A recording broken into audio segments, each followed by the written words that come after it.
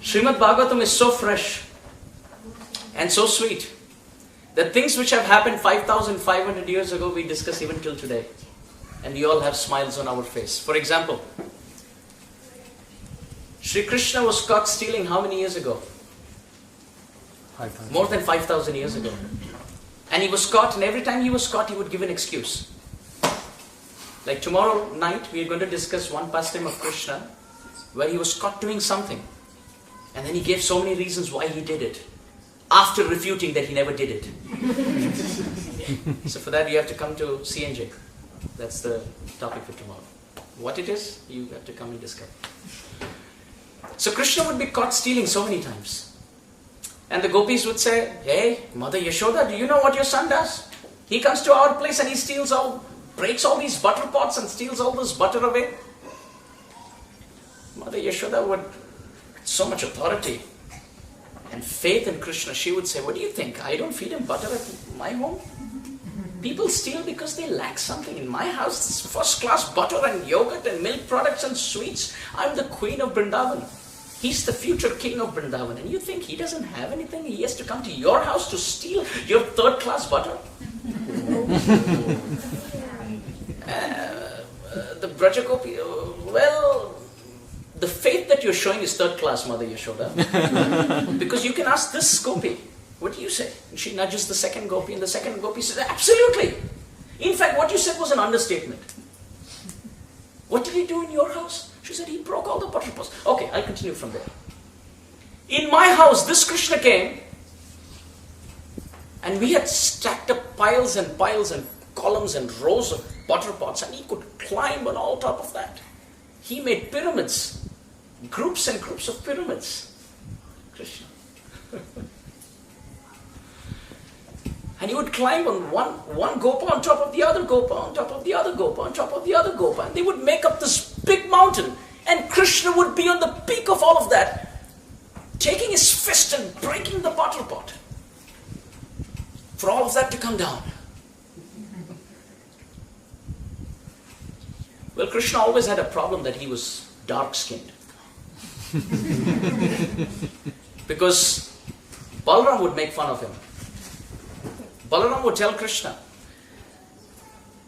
can I tell you a secret? Krishna would say, yes, please. Whatever you tell me is as good as the words of the Vedas. That's what my father told me. Balaram looks at Krishna and he says, okay, I'll give you a piece of the Vedas then. Have you noticed, Krishna? Mother Yashoda is very fair complexioned. And Nanda Maharaj is fair complexioned too. Have you ever thought of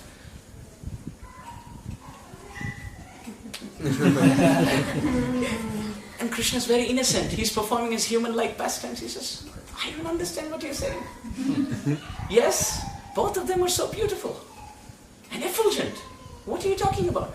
Balaram says, yeah, of course, but did you know that you're not their son?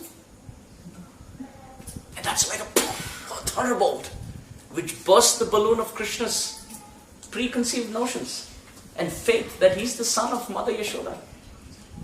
Tears streaming down his eyes, he looks at Balaram and he says, what are you telling me? I was convinced that I was their son. Balaram looks at Krishna and he says, I'm older than you, I have some experience. I've seen this world more than you. You were actually got and purchased from an open market.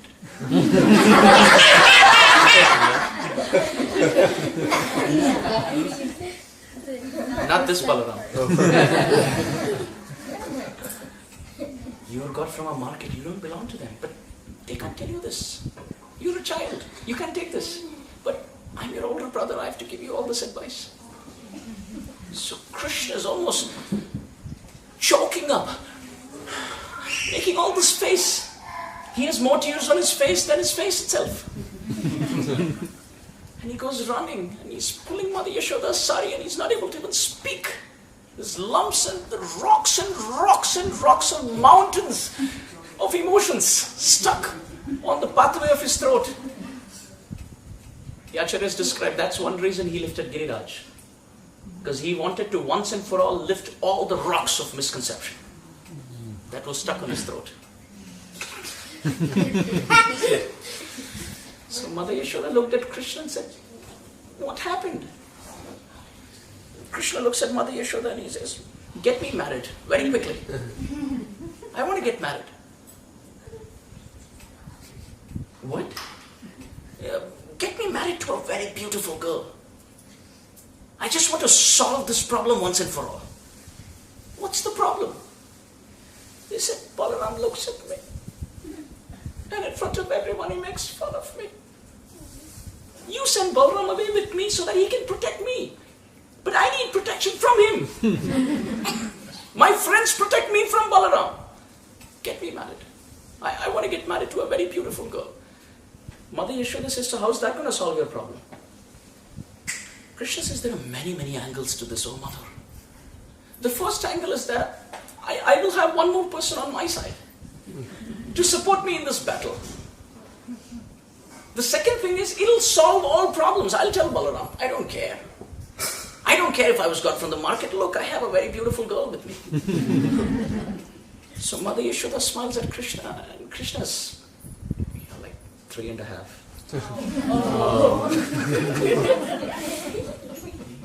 It's like 3.5 because this is chapter 8 of Canto 10.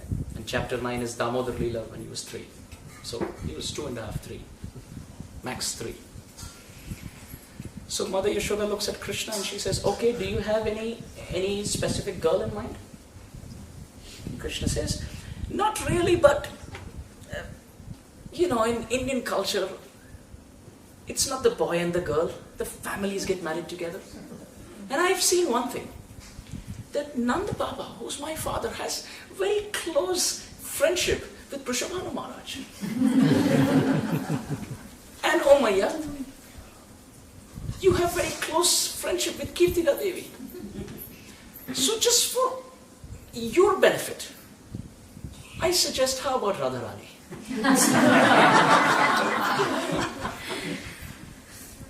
Mother Yashoda looks at Krishna. She says, it's already sunset. It's time for you to go to sleep. And Krishna forgets. He forgets all that he said. He said, yes, mother. It's time for me to go to sleep. And then Krishna goes off to sleep. Wasn't that sweet? Now all of this happened 5,500 years ago. But we still have smiles and laughters and it's ever fresh emotions on our face. Because Srimad Bhagavatam tadaiva ramyam. This Srimad Bhagavatam is ever fresh and very attractive. Ruchiram. Navam navam. It's ever fresh. The more we speak about it, the more we want to speak about it. It's that fresh. In this world, we read the newspaper, it's the same news. The details vary, the principles are the same. It's the same extortion. It's the same kidnapping. It's the same murder. It's the same terrorist attack. The details may vary, the places may vary, the persons may vary, the venues may vary, the stories may vary, but the principles are the same. But Srimad Bhagavatam, the details are the same, the principles are the same, but the emotions are ever fresh. So I was saying, all of this speaking in New Jersey makes a lot of sense because Krishna Katha is ever new. So everything about New York and New Jersey, New Vrindavan, New England, New Hampshire, New Orleans. Let's keep New Orleans out, but at least the other new. What is actually new in this world is Krishna Katha. Everything else is stale. So that was just the introduction to our talk. The talk hasn't begun yet. So with that introduction, keeping all our attentions together for the next 1 hour or so, gearing up to the Janmastami, Krishna's appearance, we will speak one small section that we've all heard about. We've all heard about it. Even the kids have heard about it, probably even seen on television. Little Krishna or the cartoon series, cartoon books, the coloring books. We've all heard of this pastime. But we'll hear it in a way that we've never heard it before. As presented by our acharyas. So in today's discussion, we'll unpack the pastime of Krishna in the prison house and being taken by Vasudeva Maharaj to Gokul Mahavan. everything that we've heard. But now from the lips and the vision of Jiva Goswami, Srila Vishwanath Chakravarti Thakur, Srila Sanatan Goswami, and a very special Acharya called Hari Suri. He comes from Nasik, Maharashtra. And he was initiated in the line of Vallabhacharya, Pushtimarg. And his viewpoints are unmatched. The way he looks at perspectives, his viewpoints are ever fresh and very, very tasty. Like for example, I was recently having a discussion with one of my very senior and very interesting god brother, His Grace Hari Parshad Prabhu. And he was telling me a very beautiful story about an English poet by the name Hamming. And this English poet Hamming was having a walk with his best friend. And they saw these electric poles, and they saw electric wires, and they saw a few crows and pigeons sitting on those wires. This poet Hamming nudged his friend, and he asked him, "What do you see?" And the friend said, "Well, I see an electric pole, I see a few electric wires, and I see a few birds." The poet Hamming smiled, and he said, "That's all?"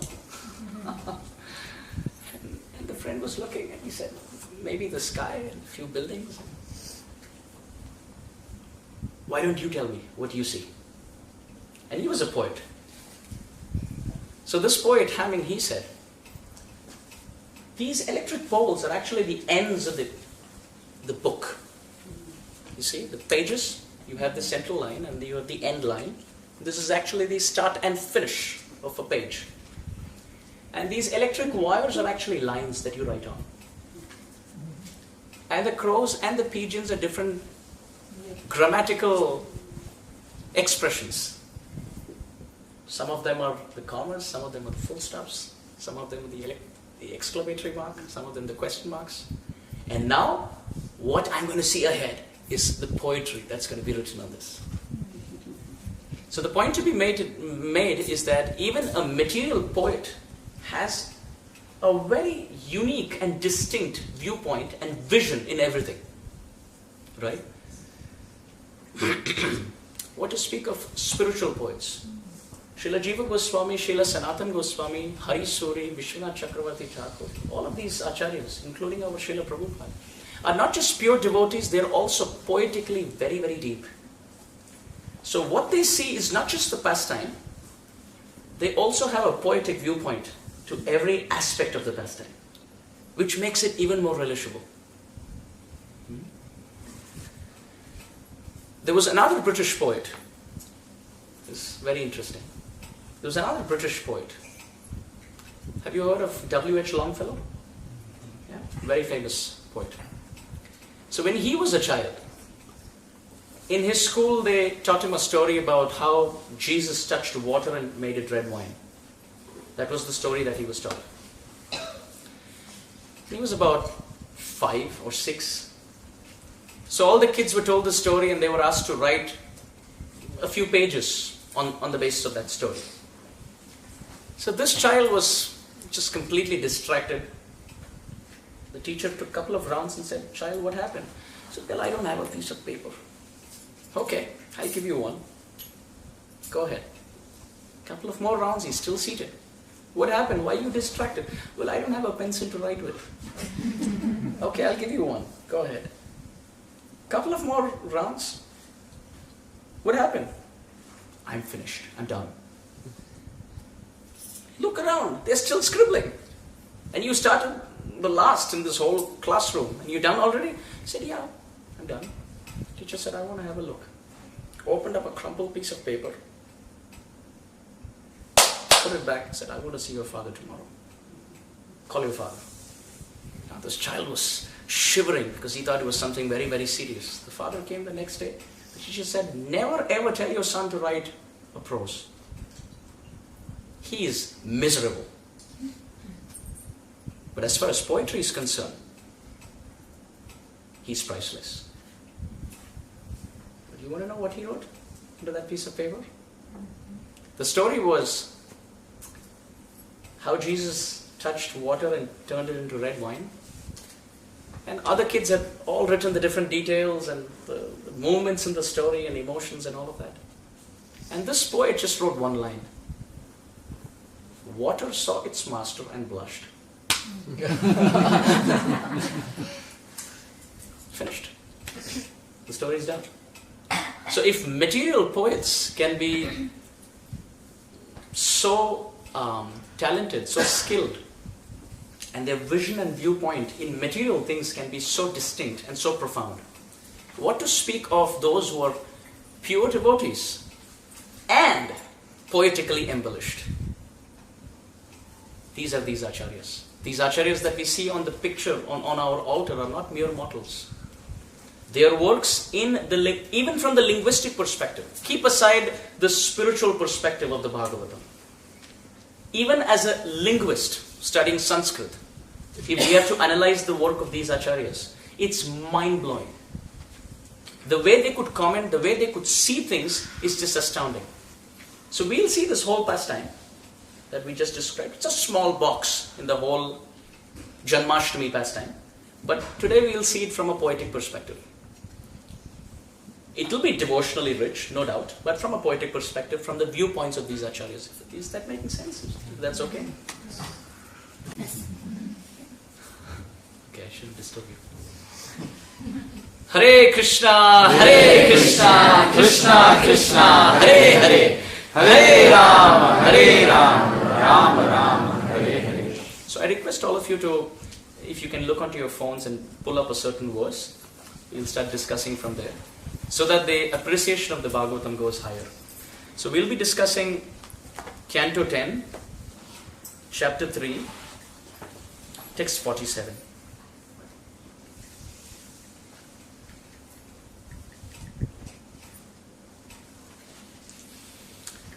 Just to repeat, Srimad Bhagavatam, Canto 10, Chapter 3, Text 47.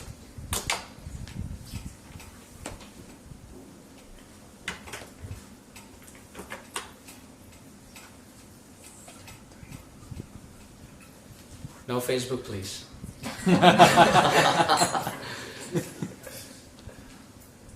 True Facebook means keeping Srimad Bhagavatam book in front of our face. That's Facebook. Is everybody ready? Canto 10, Chapter 3, Text 47. So, can I have it in Mridanga? That's okay. Yeah, that's okay. Just time being. So, let's sing this verse. Yeah?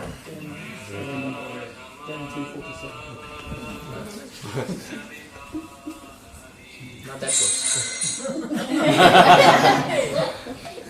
That's also a good verse. No? Nothing against it. Okay. Everybody's pulled up the verse? 47. Yes, Prabhu. Canto 10, Chapter 3, Text 47. Chapter 47 is Brahmani. No. Canto 10, Chapter 3, Text 47. 10:3:47. Is everybody ready with the verse? Okay, so let's sing this verse. Kindly chant after me. Tatascha shaurir bhagavat prachodita. Tatascha shaurir bhagavat prachodita. Tatascha shaurir bhagavat prachodita. Tatascha shaurir bhagavat prachodita. Sutam samadhaya sasutika katha. Sutam samadhaya sasutika katha.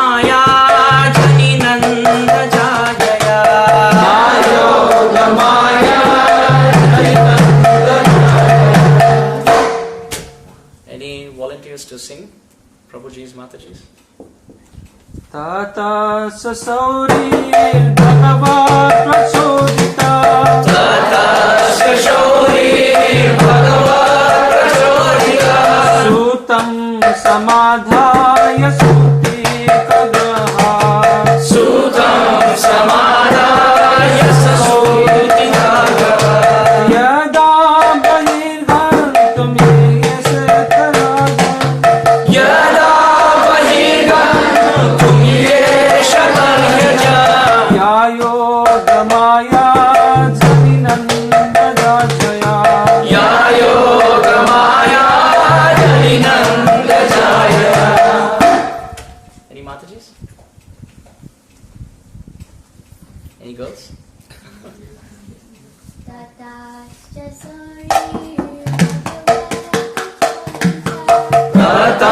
Sasaurir Bhagavat Prachodita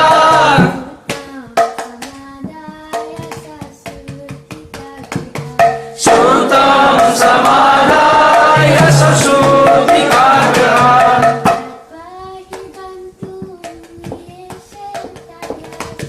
Yada Bahirgantum Yeshataryaja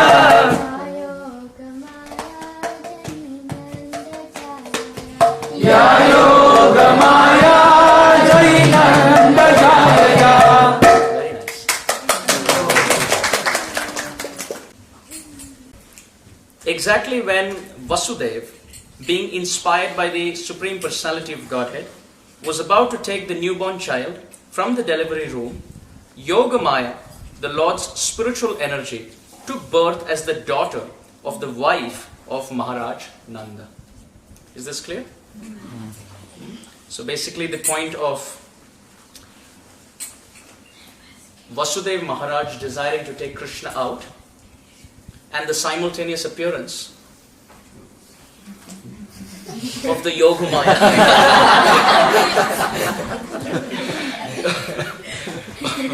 of the Yogamaya appearance in Gokul Mahavan is described. There are two more verses next, so we'll just chant all of them together, then we'll start discussing. So 48 and 49 now.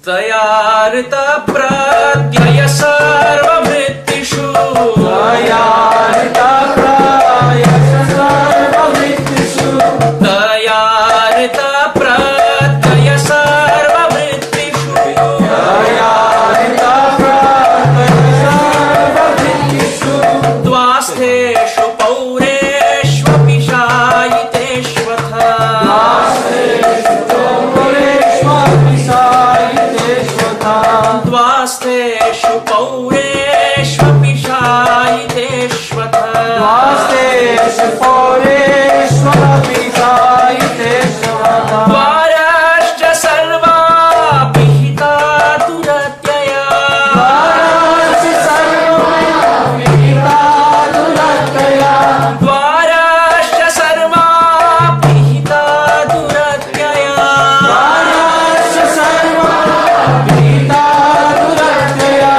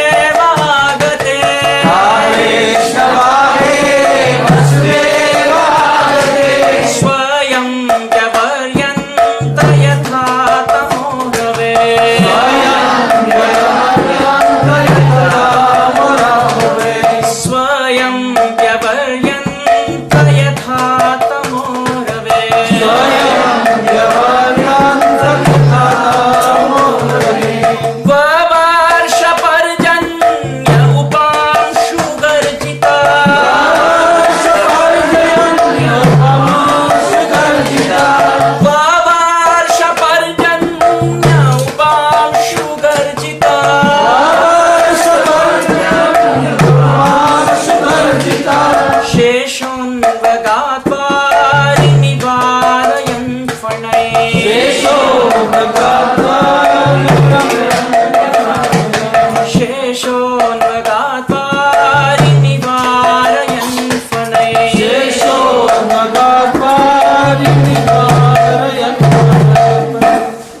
Just one volunteer? You already done with proposition? Anyone? Could be anyone.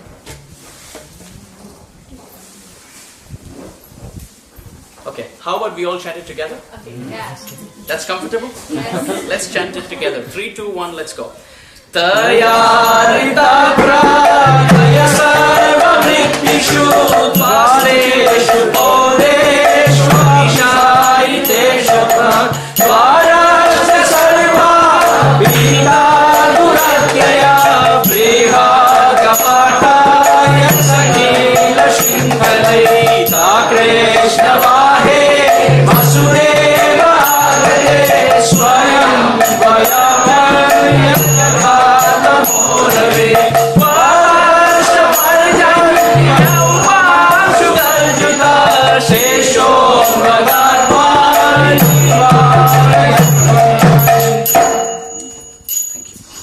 So now the translation continues.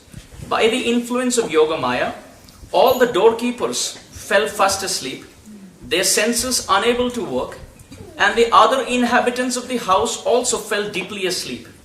When the sun rises, the darkness automatically disappears.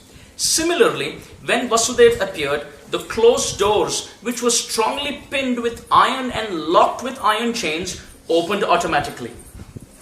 Since the clouds in the sky were mildly thundering and showering, Anantanag, who is Anantashesh, Balaram, an expansion of the Supreme Personality of Godhead, followed Vasudeva, beginning from the door, with hoods expanded to protect Vasudeva and the Transcendental Child. As the purport, Shesha is an expansion of the Supreme Personality of Godhead, whose business is to serve the Lord with all necessary paraphernalia. When Vasudeva was carrying the child, Sheshnag came to serve the Lord and protect him from the mild showers of rain. Okay, so that was the reading. Now comes the unpacking of these 3 verses. Is everybody ready? Yes. I would highly encourage for this session, for those who are inspired, if you would want to take down all those points that sticks with you and that you want to carry home. I'll give you an example before we begin, so you can decide whether or not to take notes.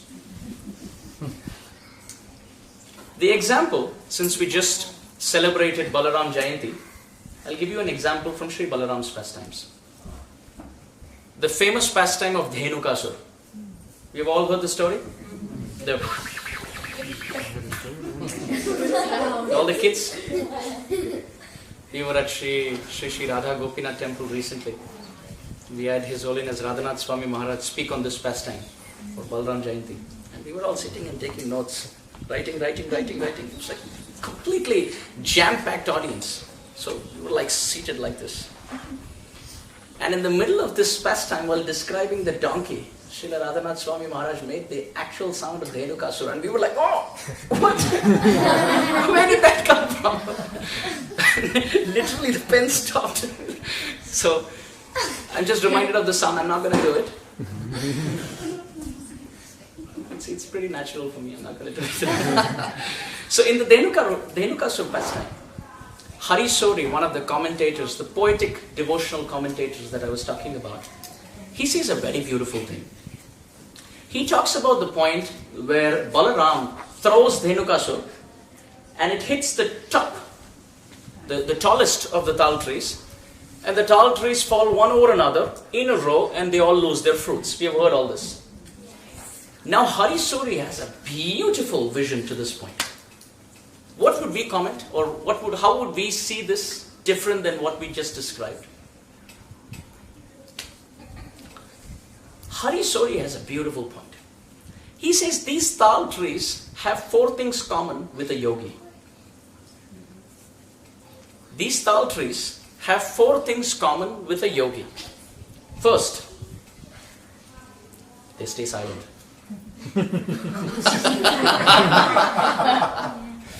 Don't look at me like that. The yogi generally says, stay silent. Not a devotee, I'm talking about a yogi. A devotee always keeps talking about Krishna. Some of them were looking at me and said, Prabhuji, you don't talk about silence, please.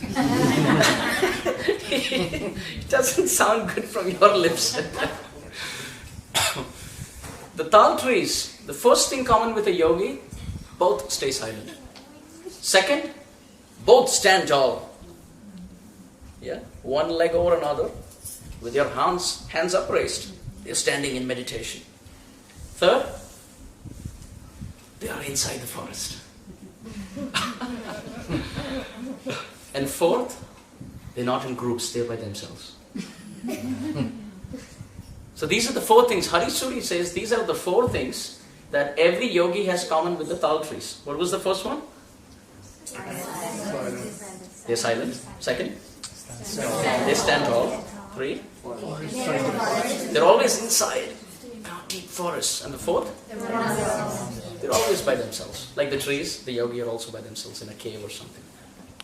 Now, both have their fruits. Right? The tal trees have their fruits. The yogi has his fruits too. By his meditation, he gets spiritual fruits, spiritual qualities, mystic potencies, etc. And just like those tal trees had their fruits but lost it by a momentary association with a donkey-like demon, similarly, every yogi loses his spiritual fruits if he associates even momentarily with a donkey-like demon. Did you enjoy it? So the story is what we all know, and we keep hearing it. But this viewpoint, which is so beautiful, this is what these poetically deep devotional poets offer. So this was just an example. This is not part of Krishna lila, this is Balaram lila. But this is what we're going to keep discussing during this pastime. So if you feel inspired, if you think it'll be very handy to take home a lot of such poetic points, you feel free to take notes if you want to. So, in the 47th verse that we chanted first, Tatascha Shaurer Bhagavat Prachoditaha Sutam Samadaya Sa Sutikagrahat. The first verse that we chanted. Shukadev Goswami starts the verse by saying Tatascha. If you see carefully, text 47 that we chanted, it starts by saying Tatascha. In English, that means thereafter. Or what happens next is to follow. That's the concise meaning of Tatascha. To this, the Acharyas comment, and they say, why does Shukadev Goswami start the verse with Tatascha? And they unanimously comment and they say, Tatascha, meaning it in a very concise, nutshell manner. It puts in all those conversations that Krishna had with his parents in the jail. What happens after the conversation is what I'm going to say. It's what Shukadev Goswami intends to say. For example, Krishna speaks to Vasudeva and Devaki about their past lives.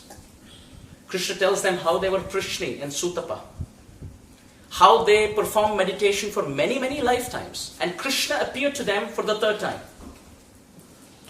How Krishna has taken so many incarnations, how Devaki and Vasudeva have taken so many incarnations, and now after so much of hankering and intense desire to have Krishna as their child, Krishna is now appearing to them. All of that conversation. Now it's difficult to recap all of that quickly. So Shukadev Goswami starts the verse by saying Tatascha. Okay, O Maharaj Parikshit, Tatascha, meaning all those conversations that they had and all the back and forth discussions that Krishna had with his parents in the prison house. Okay, moving ahead. Tatascha, Shaurehe. Vasudeva Maharaj is indicated by this word Shauri. Now what has happened here is that Krishna has appeared in a four-handed form, and he tells his mother, you don't have to worry. You've lost 6 sons, 6 children, killed in front of your own eyes. You lost the 7th child, whom you thought was a miscarriage, was Balaram. And now that I've appeared, and Kamsa Maharaj always fears the 8th child, which is me, I have appeared in this 4-handed form so that you feel rest assured I am not a mere mortal.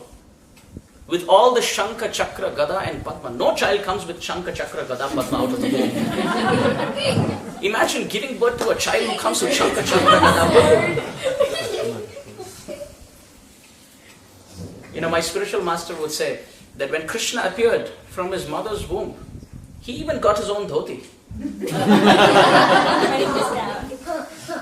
Imagine a child coming out of the womb even with like a kopin or something. That's really shocking. Where did he get it from? From his past life? Right? But Krishna comes with a smile. He carries his own weapons and arms and all of that. He doesn't borrow it from a shop for like 30 minutes. I'll give it back to you just for one pastime. He's not a stage actor. He's not getting all these costumes. They belong to him. They really belong to him. So Krishna appeared with his 4 hands to comfort Mother Devaki. Say that you don't have to worry. You lost all your children. You've been praying for me. You're not going to lose me. Look at me. I am the 4-handed Mahavishnu myself. I am the creator, maintainer and destroyer of all that exists, including Kamsa. Don't worry. I know what has to be done. But what he thought was the answer to Mother Devaki's concern actually aggravated her concern. Mother Devaki looked at Krishna and said, if you would have come in your 2 arms, Krishna said, yes, if I would have come in my 2 arms, you had some concern, because you would think I'm a mere mortal, but now I've come in 4 arms. Mother Devaki said, no, if you would have come in your 2 arms, Kamsa would have thought you're just one of the children. Now that you've come in your 4 arms, for sure he knows your death for him. And he's going to chase you. So Krishna thinks to himself, I can never understand my pure devotees. I always try, but they beat me down. So he says, okay, mother, tell me, what am I supposed to do? She says, drop your 2 arms. Just have 2 arms. Or even better, just disappear, just go somewhere. Just be secured somewhere. So that I am happy, you're happy, and he's not happy. Don't make him happy. So Krishna thinks, okay, Father, I have something for you. And Vasudeva Maharaj goes like this, yes, my lord. Order. Tell me what's your plan? He says, okay, I want you to take me to Nanda Maharaj's house. Take me to Nanda Maharaj's house, to Gokul Mahavan. Take me to Gokul Mahavan. Mother is not happy here, Devaki is not happy here. Mother Yashoda has just given birth to a very beautiful baby girl who's Yogamaya herself. Do something. Swap me with that girl. So that's what's happening in 47. You see? There's so much happening between the letters and between the words of Srimad Bhagavatam that we're not able to catch when we just read it.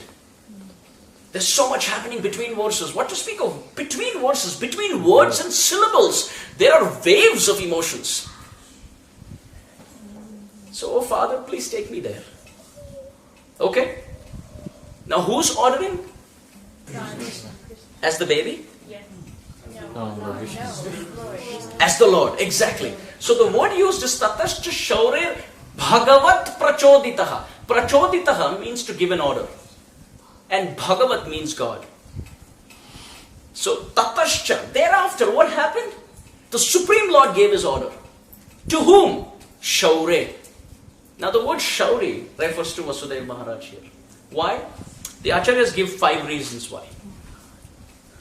The first reason, Shauri is the son of Shurasen. His father's name is Surasen or Shurasen, depending on the different editions and readings of the Bhagavatam. So naturally the son of Shurasen is called Shauri. And what is so special about it? His father was a heroic king. Very, very courageous, very brave.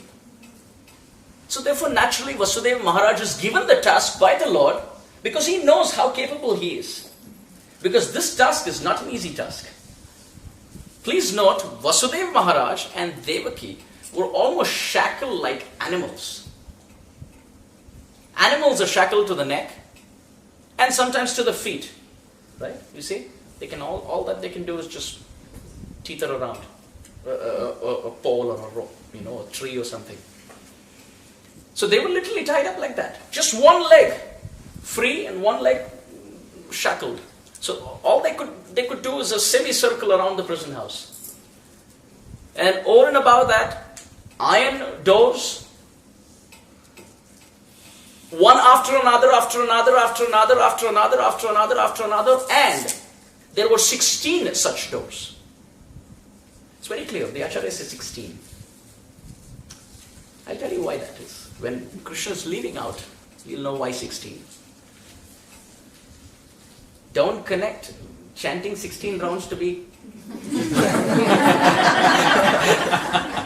to be imprisoned between those 16. That's not the meaning. Okay, let me just put it out. Those 16 doors represent 16 things. 5 knowledge acquiring senses, 5 working senses, 11th is the mind, and the remaining 5 are earth, water, fire, air and ether. So the subtle and the gross body that we are imprisoned in are represented by the 16 doors that Vasudeva and Devaki were imprisoned in. We've heard the story, but we haven't heard it the way we are going to hear it now. 16 doors. Now, that's not done. They had lions outside each door, the Acharyas describe. So that if someone accidentally slips out of a door, they are eaten up by these hungry lions. There were stone slabs kept on the top. As soon as the door is open and somebody tries to leave, the stone slab falls on their head. And they also had prisoners, the jail keepers outside. It was high class security. Very high class. Now Vasudeva Maharaj is given this task by Krishna to break through these 16 doors, escape all these lions, escape all these stone slabs, escape all these jail keepers, and then walk all the way. There is no Ola, there's no Uber, there's no lift. He has to lift the Lord and walk. And then cross the Yamuna. He can swim with Krishna. Krishna is a newborn. He has to cross through all that.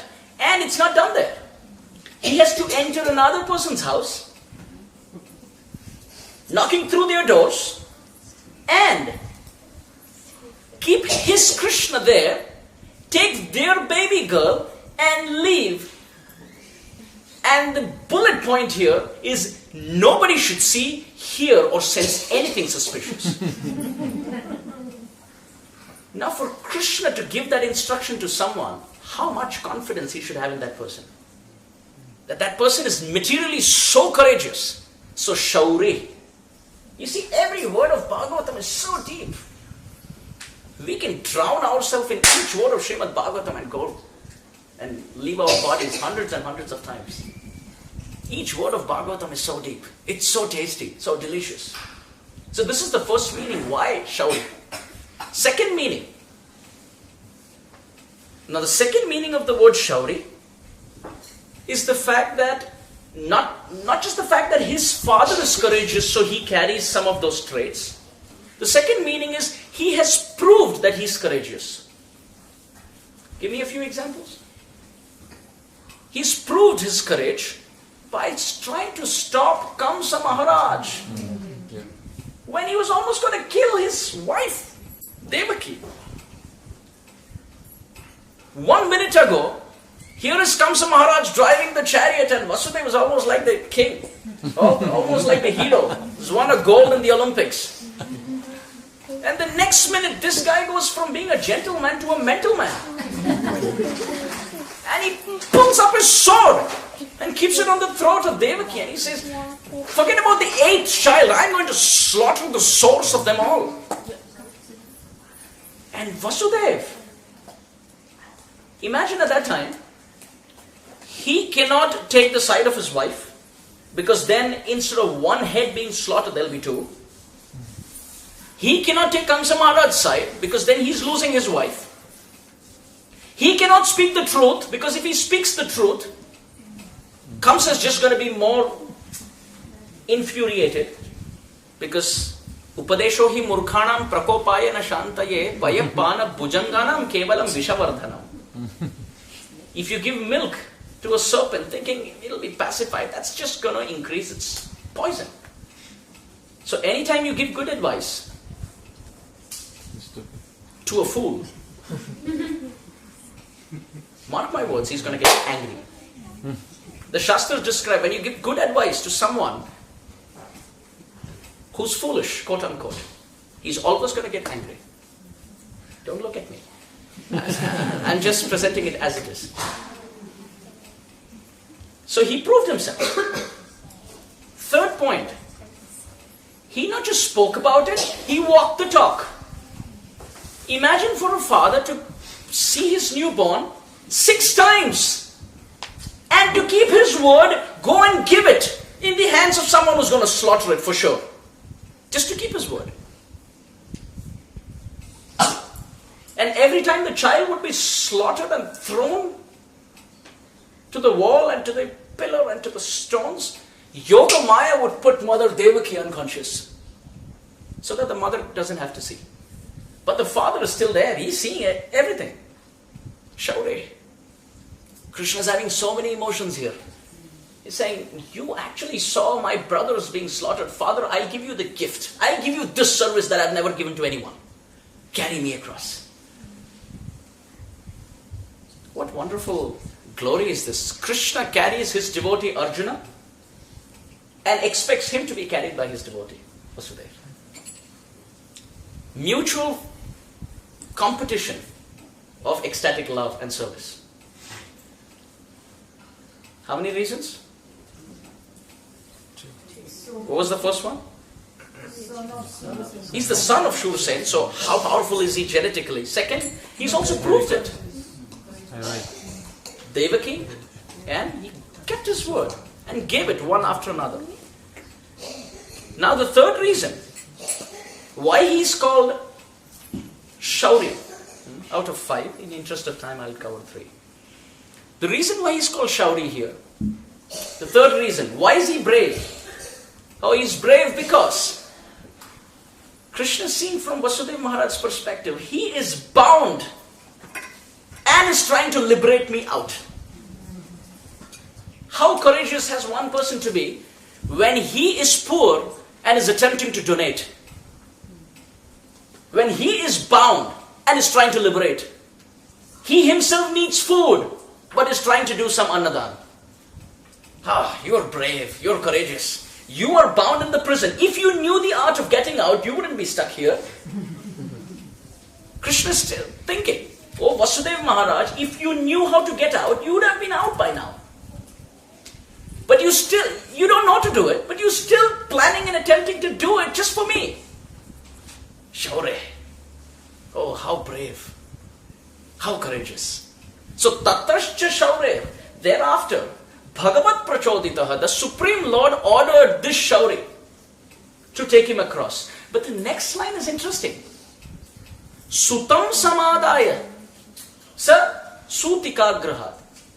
So, sutika grahat means the place where inside the jail there was a nice curtain. To the other side, Mother Devaki gave birth to kids, different babies. So that's the Sutika Graha.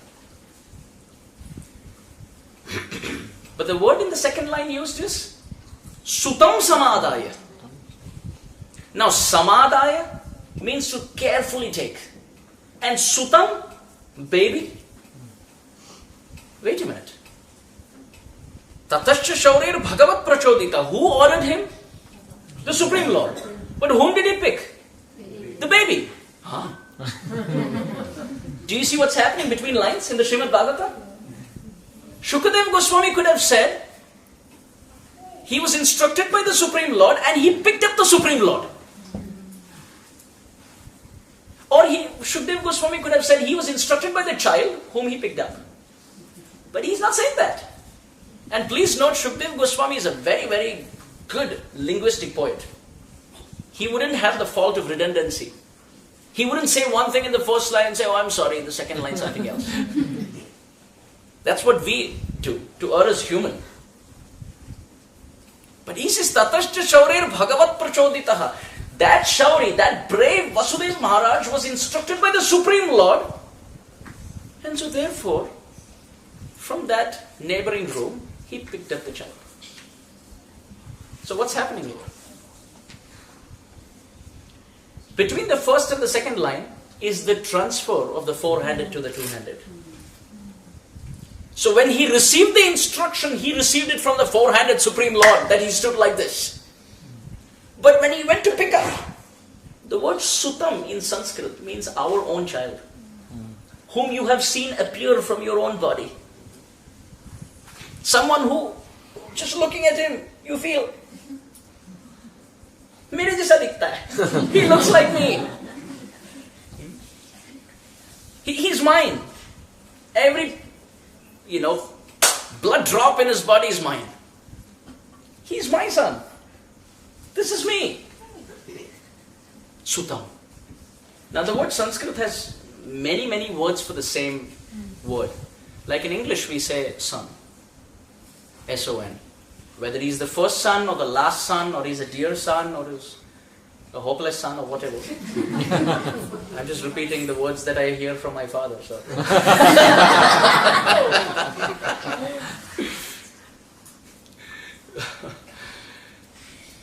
But in Sanskrit the words are very, very distinct. Sutam, someone who's very dear to the heart. So he picked up this child. And when he received the instruction, he received it from the Supreme Lord. But when he picked up, he was completely convinced, this is my baby. And without my help, there's no one else for him. So the Acharya's comment here. The nature of the pure devotees of the Lord is that how much ever the Lord tries to prove that He is Bhagavan, their love completely eclipses that knowledge. And they think, he's just my child. Mother Yashoda, how many times has Krishna shown her for sure that he is Bhagavan? He's shown the universe in the mouth. To tell her, don't worry mother, forget about eating dirt, look, I am the Supreme Lord. Everything belongs to me. And Mother Yashoda looks into Krishna's mouth and she thinks, I thought he just ate dirt. Seems like he swallowed the whole universe. The motherly love has taken over completely and Krishna thinks, I surrender. I have no chance. My pure devotees love me so unconditionally that how much ever I try to drink fire. He tries to drink fire in Krishna's pastimes. Krishna lila, he's drinking fire. And he tells all the Brajvasi boys, please shut your eyes, don't see. And the Acharyas comment, why? Because Krishna has this fear. Last time I ate dirt and they went and complained. Now they would go and say, your son, for lunch he eats dirt and for beverage he drinks fire. And how much would my mother chastise me? Okay, I'll drink fire for all of you. Shh, close your eyes. Shh. So Mother Devaki and Vasudeva Maharaj, how much love they have for Krishna. That the Supreme Lord is standing in four hands, but still, on the power of their love, comes down to two hands. And Sutam Samadaya. And Samadaya is a very beautiful word. Now the word Samadaya means to take. They carefully took care of Krishna. The Acharyas describe, how did Krishna do it? How did Mother Vasudeva Maharaj do it? He had a nice box. In that box he had stuffed soft blankets and soft substance and clothes so that Krishna can be placed there. Because he had planned, now the baby is going to appear, I have to put the baby to sleep somewhere. So he carried the baby and placed. So his his movement of the hands was soft in paternal love, and the place where he placed the baby was also soft. So samadaya. He kept the baby very carefully. And then it's so fascinating. He's discussing and he's deciding, now I have to take this child out. How do I do this? I am completely shackled and there are 16 doors to open. I have no clue how I'm going to do this. Everyone in the story? Yes. Okay, we're all helping Vasudeva Maharaj, remember. Krishna has to go out. At that time, Yada Bahir Gantum Iyesha Tarhyaja Ya Yoga Maya Jani Nandajayaya. At that time, something very fascinating happens, the Bhagavatam describes. The point when Krishna is put in that box, that's when the baby girl is born. In Gokul Mahavan. And who is that? Yogamaya. Who's Krishna's eternal energy? Now at this point, three things happen. We just make that point and we are back into the prison house in Mathura. Three things happen here. One, slowly but surely, as he's trying to move ahead with Krishna in his hand, the shackle on the feet breaks. First. The second, all the doorkeepers go off to sleep. Forget about doorkeepers. It's described, everyone in Mathura goes off to sleep. And forget about Mathura. Everyone, even in Gokul Mahavan, where the baby has to go at the ultimate destination, everyone goes off to sleep there. Everyone goes off to sleep here, inside the house, outside the house, all doorkeepers, everywhere. I always say this. Every time I say this story, please don't go off to sleep. Please note, it is Maya Shakti who's putting all of Kamsa Maharaj's army and team off to sleep. Is wide awake. So the point to be made here is, keep me aside, but just a point to be made. Krishna Katha is Krishna coming. And the speaker is Vasudeva Maharaj who's carrying the baby. And now if we are asleep,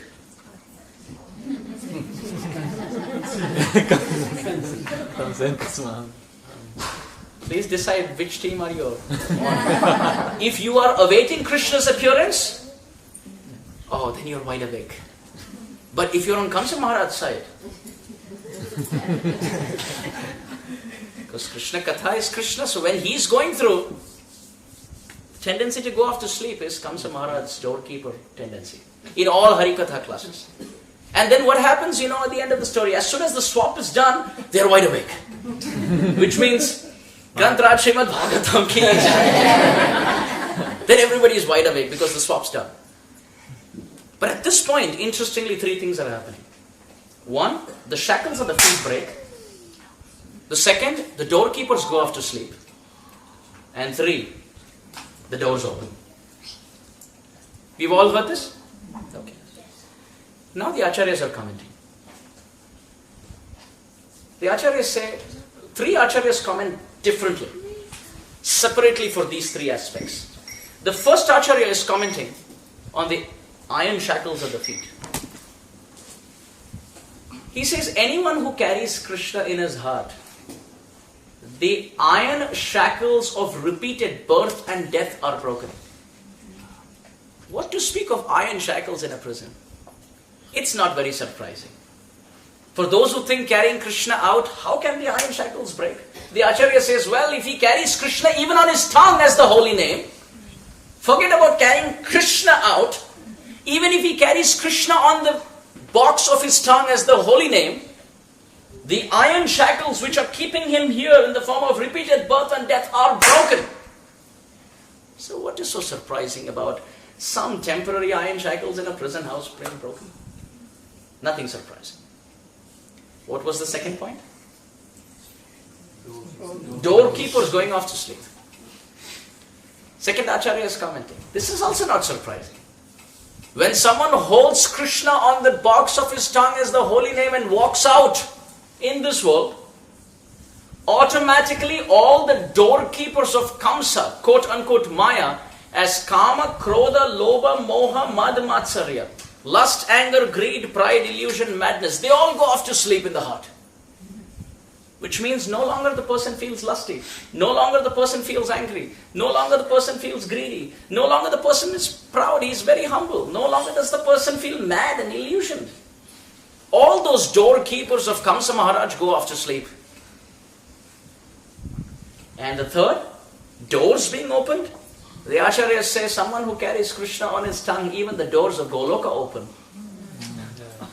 What to speak of doors of this jail? So who's going to quickly recap for me? What are the three effects of Kamsa Maharaj, of Vasudeva Maharaj carrying Krishna? And so what are the story effects and what are the principal effects that we can as devotees carry? One by one. Shackles on the feet. Second, the doorkeepers go off to sleep. Third, the doors open. So what does the shackle on the feet breaking represent?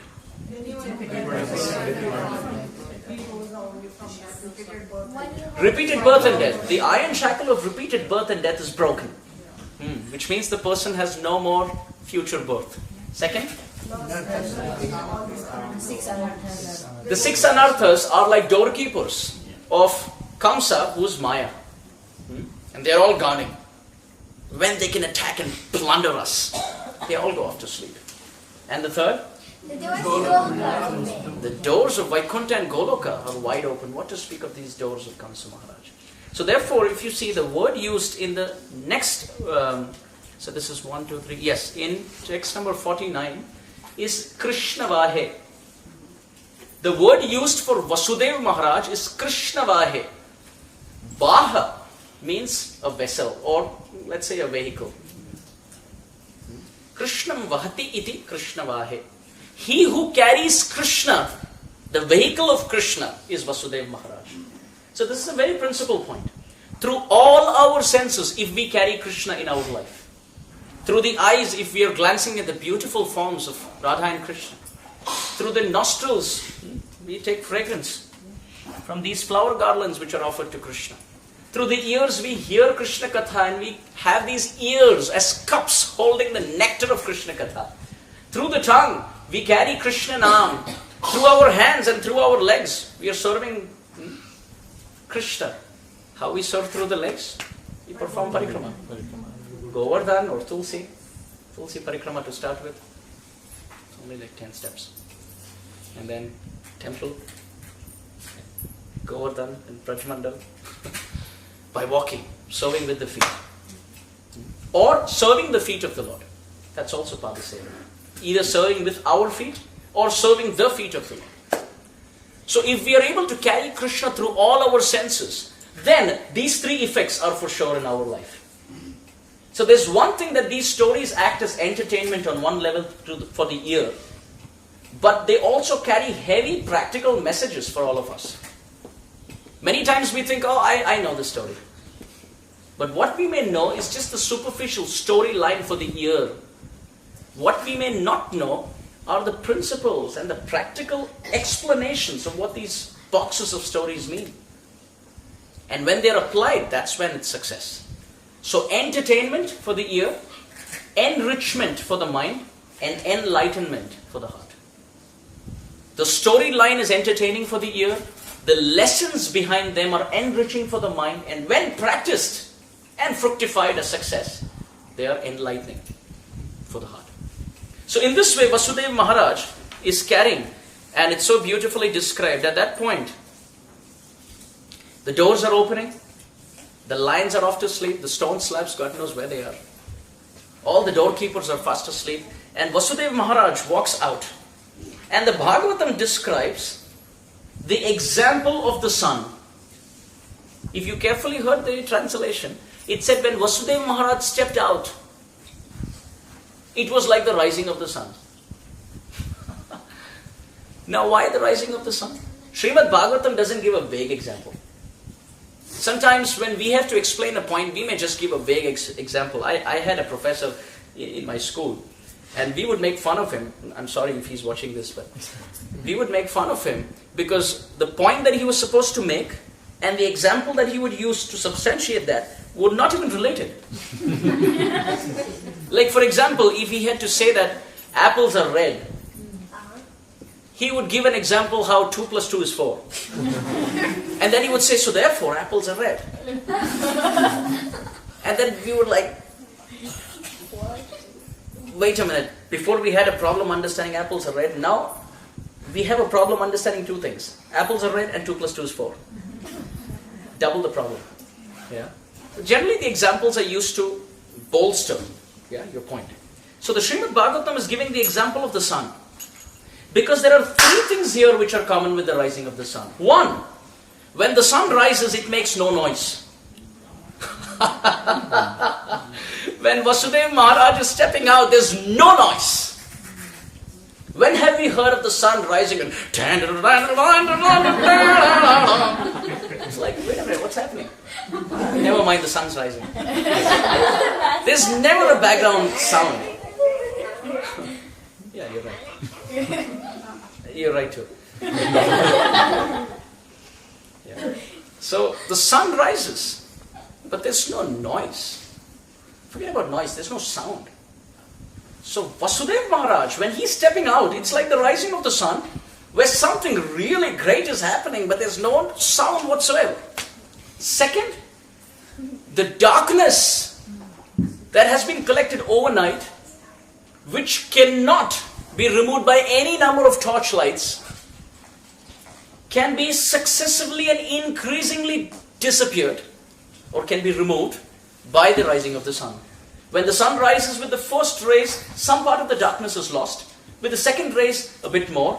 And then 10%, 20%, 40%, 50%, 100%.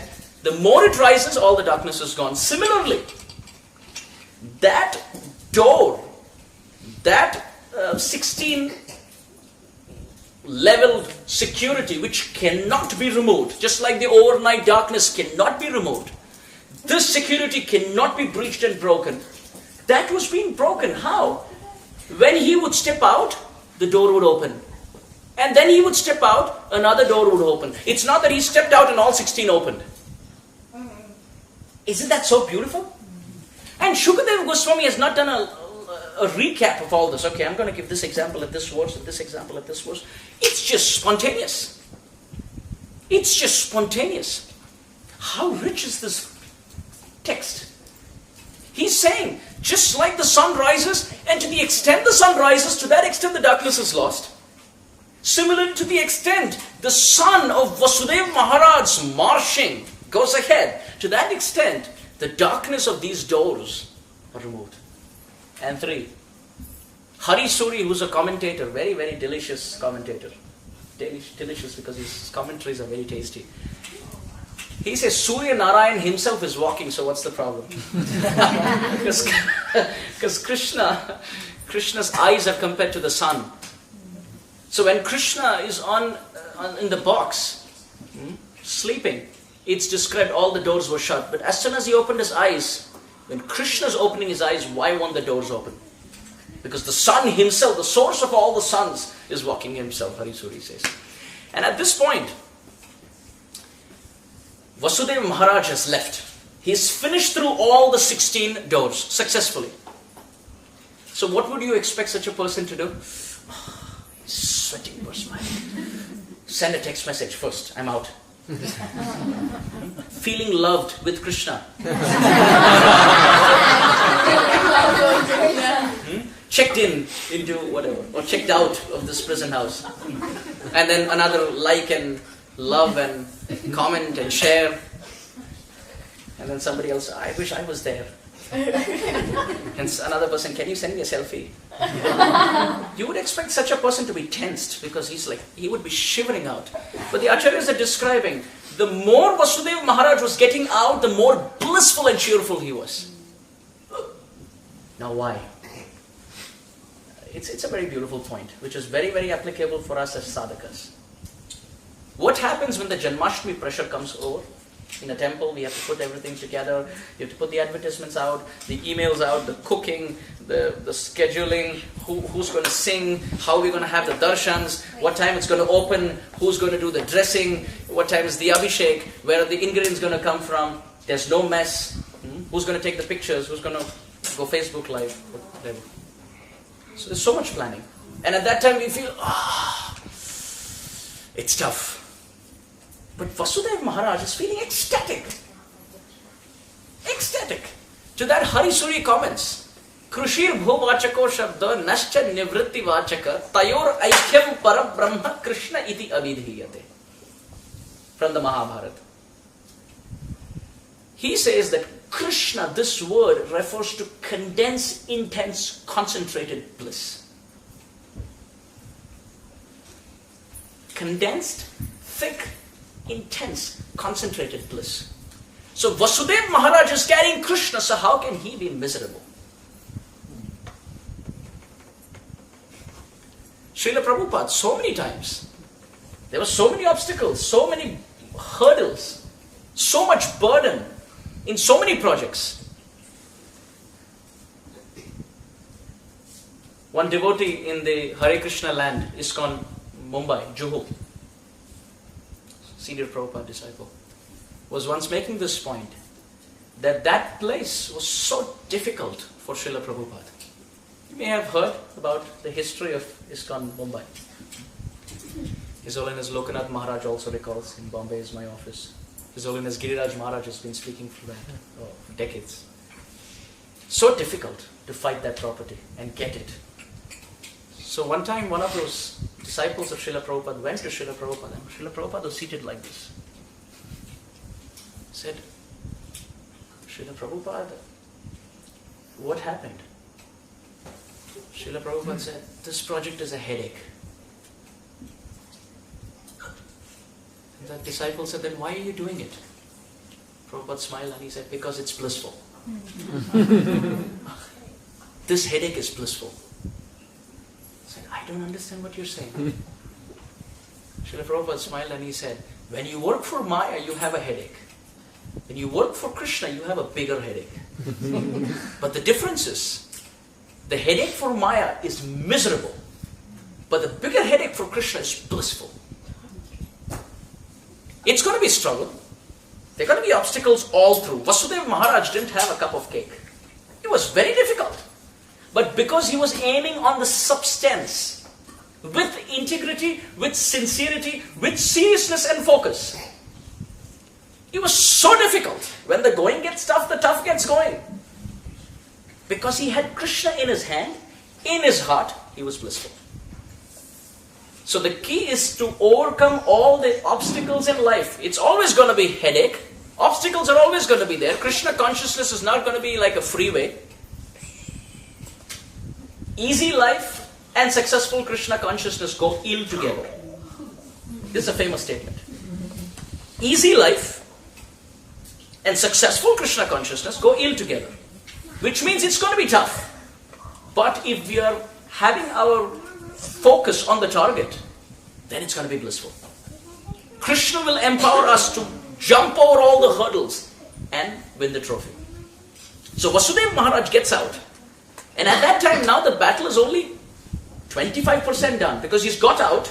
Now he has to walk all the way, keep the child and swap, and then come back. So when he sets out, now what is the concern in Vasudeva Maharaj's head? How to cross. And before how to cross, nobody inside saw me. But now as I'm stepping out, no one should see me outside. What am I supposed to do? How am I going to take Krishna out? Now if somebody is there on the road, I cannot tell them, get aside. I can't tell them, shut your eyes. I can't tell them, flip over. What am I going to do? As soon as he's having this worry and concern, Indra helps him. Now in the purport we saw, in the translation we saw, when Vasudeva Maharaj steps out, it starts raining. Our acharyas give 5 reasons why it started raining. First reason why it started raining. What happens during rain shower? People go inside.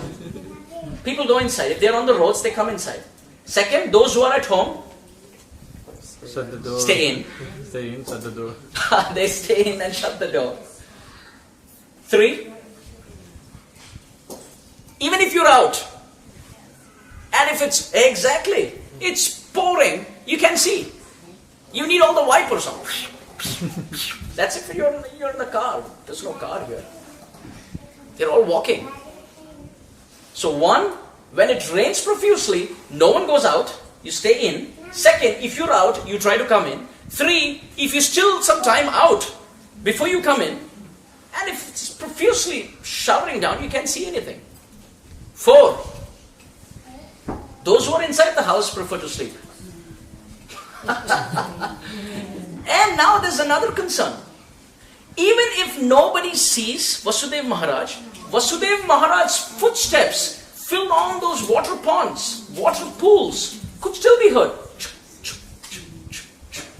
Now in thunderous rain and shower, if the water falls on the rooftop, that sound deafens the walking of Vasudev Maharaj's footsteps. The sound of his footsteps. So even if Vasudev Maharaj is walking, the sound of the thundering rain shower hitting on all the roofs and the houses and all of the places on the trees, the constant background sound that you hear, completely eclipses the sound of Vasudeva Maharaj walking. 5 reasons for the rain. 1, people who are outside prefer to come in. Second, those who are in prefer to go out, correct? No, stay in. 3, inside the door. you can see who's coming and who's going. 4, you prefer to go to sleep. 5, you can hear because the sound of the rain is too much. Now this is what the Acharyas give as the external reason for why it rained. Now I present to you the internal reason why it rained. Everybody ready? Yes. Yes or yes? Yes. The first reason, again 5 reasons. The first reason why it rained. Now please note, in a poetic viewpoint, all the inanimate things can be animate, and they can think and they can speak and they can walk and they can talk and they can feel and they can perspire. They can started thinking to itself that I belong to the aristocratic cows and I'm jumping and performing tapasya with the flames underneath. It's heat, it's tapasya. I'm dancing and performing tapasya. But still it's Mother Yashoda's milk which is entering Krishna's mouth. What is the use of my existence? I have aristocratic birth and I'm performing tapasya. I still cannot get my destination of Krishna's mouth. Let me just overboil and jump into fire and come. It's you said that's the only purpose of my existence. And at that time Mother Yashoda drops Krishna to go and save his devotee. Yes? So all the inanimates can think. Now the first reason, the internal reason why it starts raining. Everybody on the same page? Yes. First reason why it started raining. The Acharyas comment, the clouds started to cry. Why? He started to think, Krishna appears once in 8.64 billion earthly years, and he could have appeared in any complexion. I have all the good fortune, he has appeared in my complexion. Every time in the future Krishna's description, bodily beauty is described, he will always be described as Megha Shyam. Megha means clouds and Shyam means the bluish black complexion. Every time Krishna's complexion is going to be described, he's going to be described as he who's as complexioned as the bluish black, freshly formed rain cloud. Krishna is never compared to any other poetic expression. It's only the rain-filled cloud. So the cloud started to cry in gratitude. Oh Krishna, I can't believe this. Once in 8 billion years you appear and your complexion is my complexion. Our whole family is blessed, Krishna. I can't explain how happy I am. The second Acharya describes, well, there's an inner purport to it. He says the cloud happened to hear Patram Pushpam Phalam Toya. Wow. Krishna says, if you can offer me a fruit or a flower or a leaf or some water, I accept if it's with love and devotion. And the cloud started thinking, I don't have fruits, I don't have flowers, I don't have leaves. All that I have, Krishna, is water. This is all yours. The third reason the Acharyas give why the cloud started to pour is because the cloud started thinking, after Krishna has appeared, in the prison house. He drank Mother Yashoda's breast milk once, but still no one has given him a bath. So that service, as soon as he's taken to Mother Yashoda's place, he will be nicely bathed in the breast milk of Mother Yashoda out of her maternal love, motherly love. Now on the way between two mothers is my service. I can bathe Krishna with as much water as I can. Govindam Adi Purusham Tamaham Bhajami. I don't have to collect any kalash pots. I don't have to be a donor.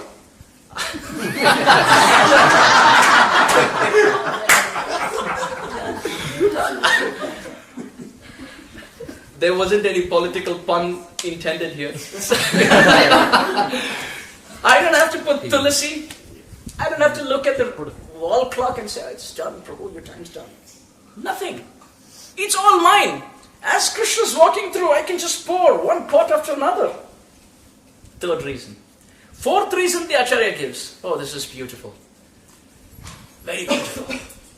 The fourth reason.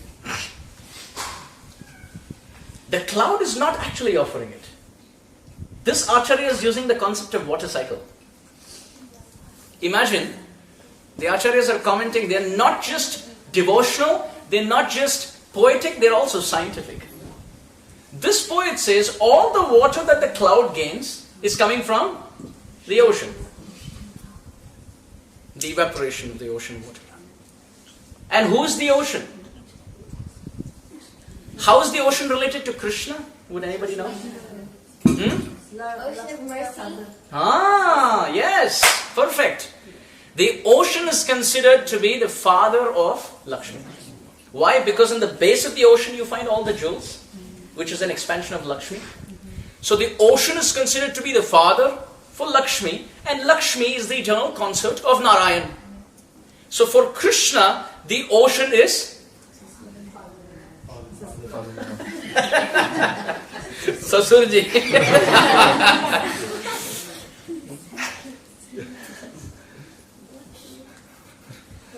Hindi में कुछ बोलो? Just couple of lines. एक भक्त मुझे बता रहे थे, जो भी यहाँ सास और ससुर है क्षमा करे, ऐसे हास परिहास के लिए ले लीजिए, आपके विरुद्ध कुछ नहीं है. वो भक्त जो बता रहे थे यथारूप, मेरी व्याख्या नहीं है, मेरा सोच विचार नहीं है, उनका है, यथारूप प्रस्तुत कर रहा हूं. वो भक्त कह रहे थे मुझे, इस जगत में 3 प्रकार के प्राणी हैं, सुर, असुर और ससुर.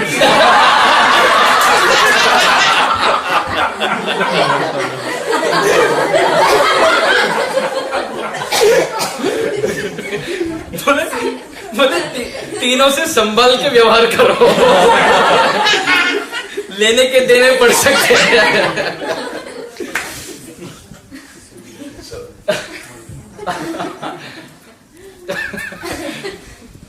So for Krishna, the ocean is the father-in-law. So it's described, the ocean is the father-in-law for Krishna. And because in the future he's going to give his daughter in marriage to the son-in-law, to Krishna, he's offering the water to the cloud, and out of respect, he's telling the cloud, I cannot offer it straight to my son-in-law.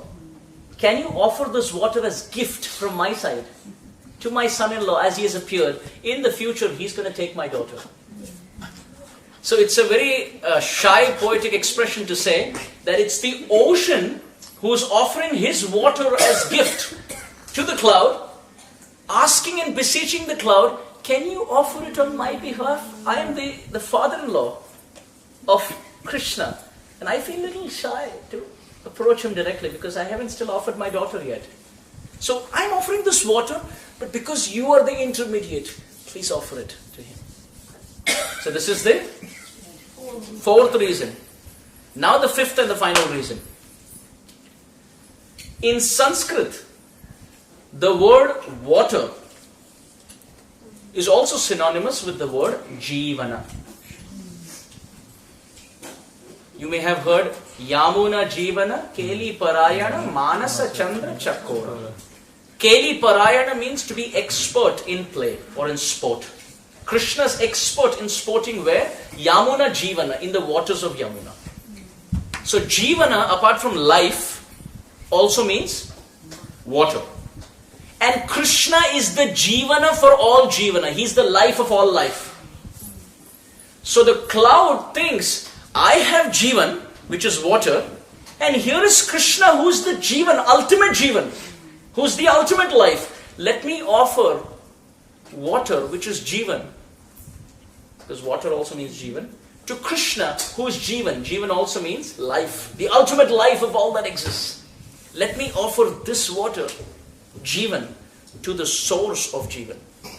It's a deep poetic expression. But so what were the 5 external reasons why it rained?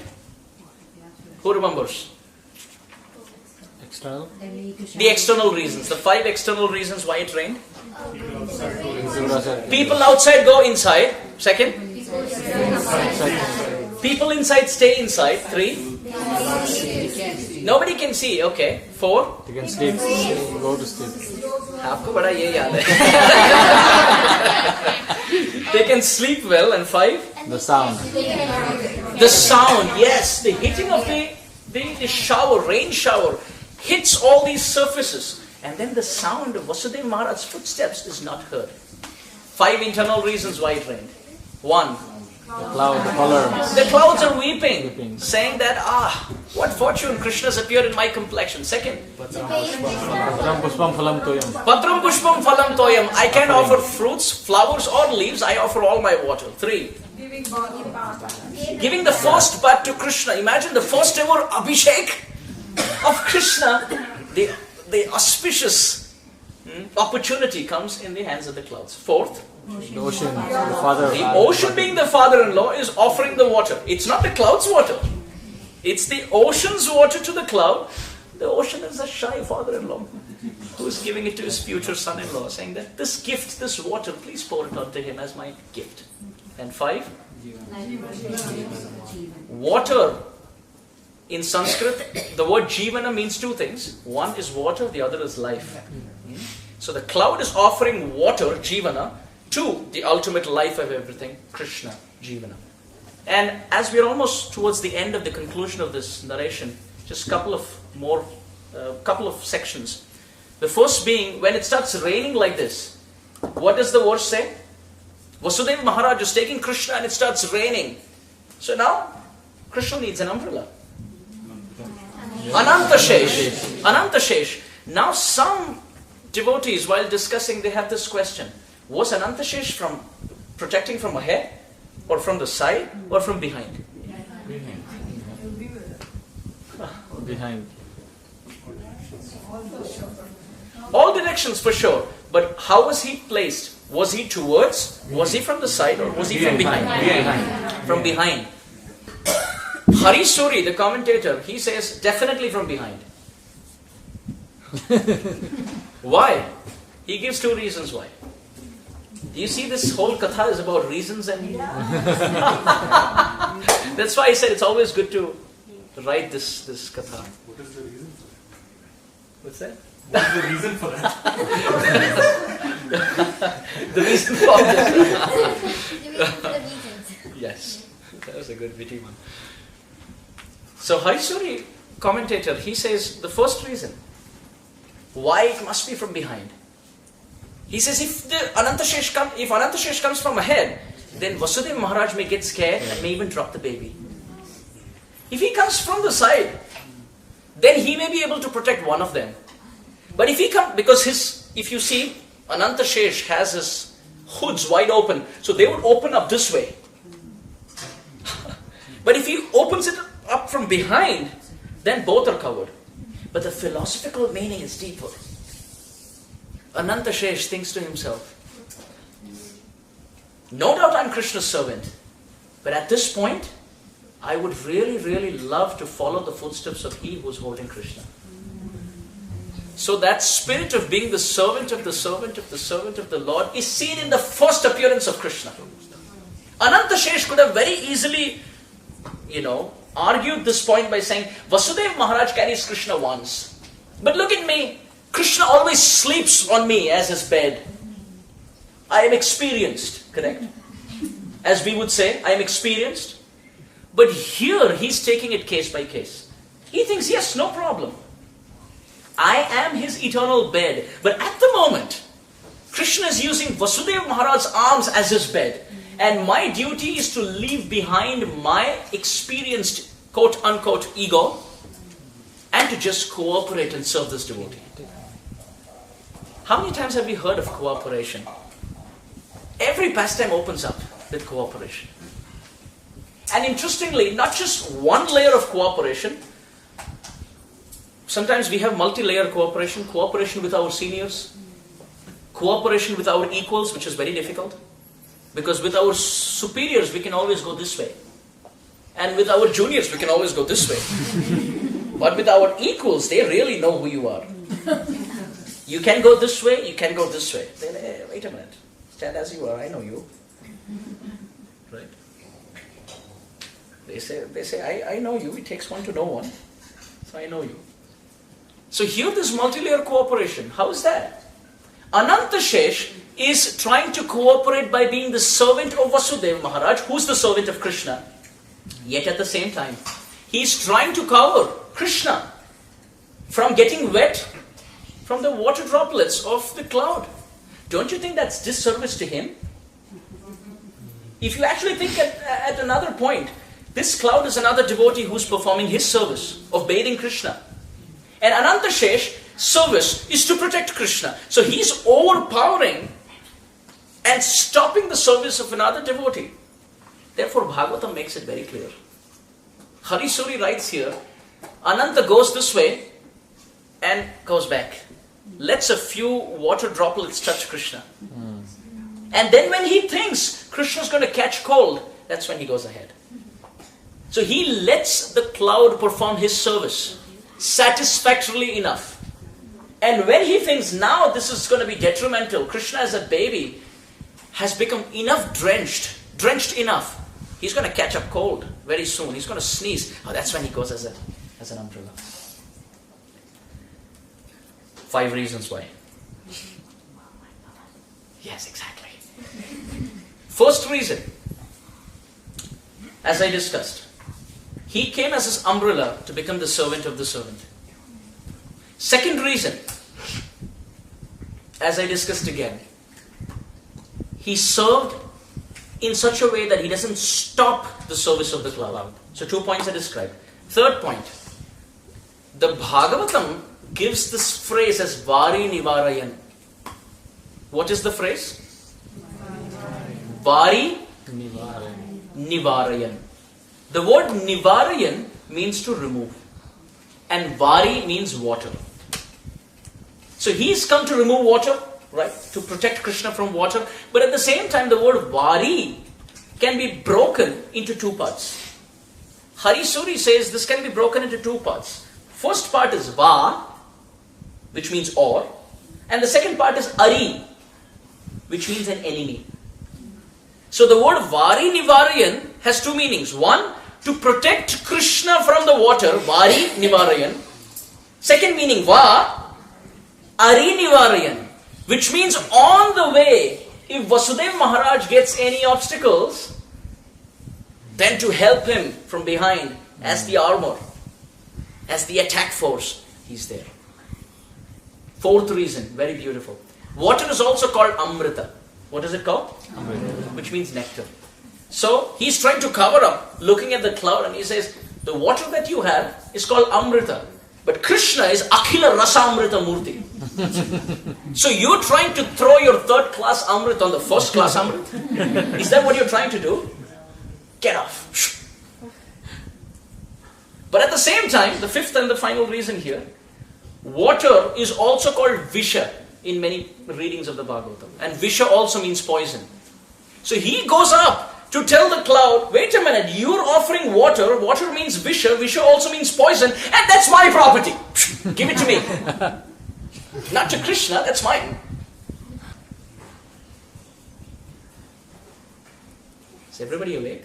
Yeah. Pre-Janmastami, do we see how much nectar is there in this Bhagavatam? No wonder it is said Pibata Bhagavatam. We must drink this. In a community when this is discussed, how can we not fall in love with each other who are sitting together with that one pointed mission of hearing Srimad Bhagavatam? And finally, as all of this is happening, to conclude, we find Vasudeva Maharaj crosses through the Yamuna, drops Krishna there.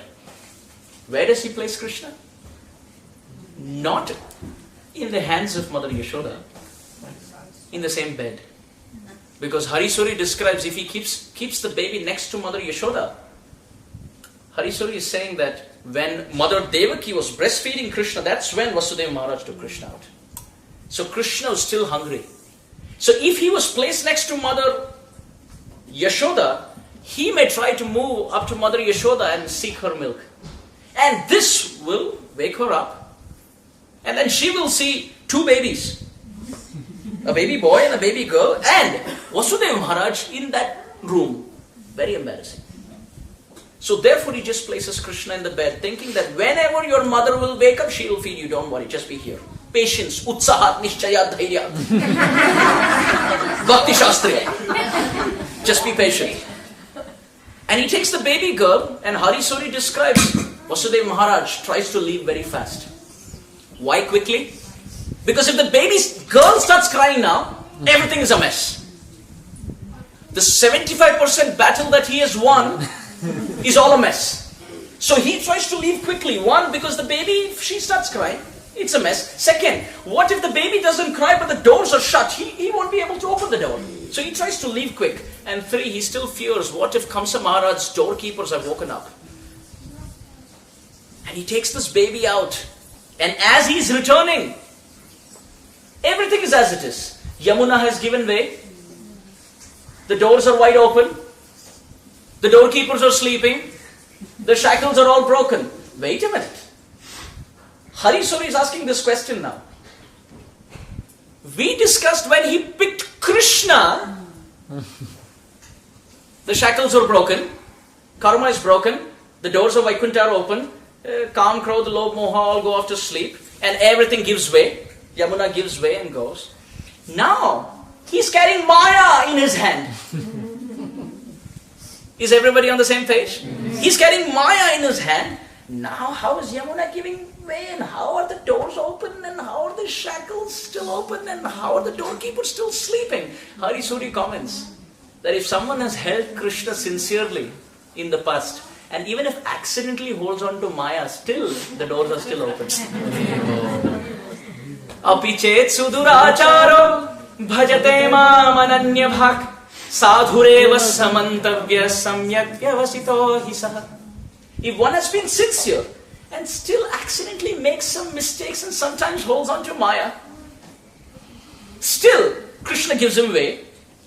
Still the doors of Vaikuntha are wide open. Still karma is not binding him. And still all the anarthas are sleeping. But now interestingly, taking that ahead into the final, the icing on the cake, he enters with Maya into the prison house. And as he is entering, he's entered, and he's entered, all the doors shut. Yes? And then he himself locks himself up so that Kamsa Maharaj doesn't get a doubt. Because if the shackles are out, Kamsa Maharaj's doorkeepers, as they wait, they can see there's something fishy here. Because the source of the fish incarnation just appeared. Matsyadev Bhagavan ki jai. Something fishy. So it's described as he got the baby girl inside, he placed the baby girl in the hands of Devaki.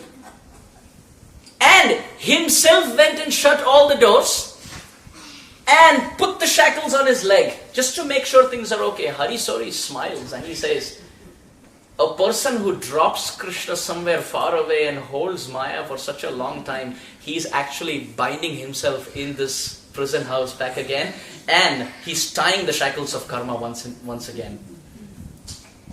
He who could have been liberated, who was holding Krishna once upon a time, willingly dropped Krishna somewhere and has got Maya with all faith in his own house, that's actually like closing the doors of repeated birth and death and actually shackling himself again in karma. What can be said?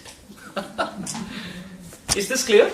Yes. So he said, Vasudeva Maharaj is an eternal devotee, eternal personality, but in this pastime he's also giving us wonderful lessons. So in this way we saw Krishna's leaving and the entrance of Yogamaya Shakti. You've heard the story, but probably not in the way that we heard it today. So having said that, I'll not put a full stop, but I'll put a comma, because tomorrow night we are meeting at C&J for those who want to come, if it's not conflicting with your temple service or whatever. But we'll have an exciting pastime like that tomorrow. What time? I think it's going to be 7 o'clock. 7 o'clock. 7 o'clock. Question that Yogamaya comes with him, right? So when Yogamaya comes with him, why these shackles and all that? Because it's Krishna's spiritual energy, right? It's not like Mahamaya. Very good question. So, just for those who are still wondering what the question is, the Supreme Lord has different kinds of energies, but they act differently depending on time, place, circumstance. Like the same electricity helps to heat up stuff in a microwave oven. The same electricity helps cool down in a refrigerator. Right? It's the same electricity. There's no hot electricity or cold electricity. It's the usage. Depending on what is the utility, the electricity is used. Similarly, the energy of the Lord is just one. And that acts as Yogamaya or Mahamaya, heat or cold. Now, Mahamaya is the energy that works on those who want to forget Krishna. It keeps us tested in this material world, takes us away from Krishna. And Yogamaya, yoga means to connect. Just like the word yoga, performing yoga. Yoga means to connect us as the spirit soul to the source of all spirit souls. That's the super soul, Krishna. That connection is yoga. So Yogamaya is that energy which helps us join. Getting the devotees with the Lord is Yogamaya. Getting the non-devotees away from Krishna is Mahamaya. Just to get the terms right. Now, the one who put all the Mathuravasis to sleep is Mahamaya. Yeah? All the Kamsa Maharaj's team to sleep is Mahamaya. The energy that put all of the devotees of Krishna in Gokul Mahavan to sleep is Yogamaya. Why? Both are sleep. But this sleep is the sleep of forgetfulness of Krishna. And that sleep is the eyes closed in Samadhi. One devotee came to our Pune center. His Grace Radhesham Prabhu was saying this beautiful story. One person came to the Pune center, and you see this Krishna art. You have this big book with all these pages. Yeah. So one devotee was showing him, and he looked at this picture where Mahavishnu is sleeping, and different universes are emerging from the pores of his body. And this visitor, he looks at the devotee and he says, "This is my favorite painting. This is my favorite picture." So he said, "What's so special about it?" He said, "This is amazing. He sleeps and he's still able to work." He